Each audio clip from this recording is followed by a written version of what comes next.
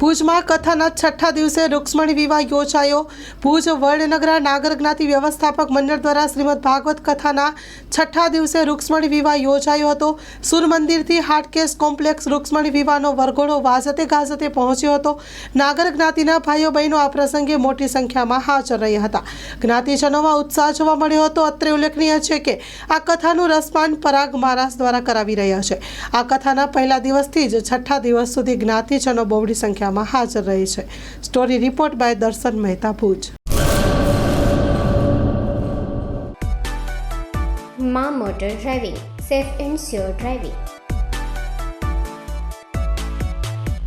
Driving એ શોખ સાથે આપની મોટી જવાબદારી પણ છે। અમારા ઇન્સ્ટ્રક્ટર દ્વારા સચોટ અને સરળ માર્ગદર્શન। આપની રોજની તાલીમની માહિતી મેળવીને શું અધુરાશ છે એના ઉપર પૂરું ફોકસ કરાય છે।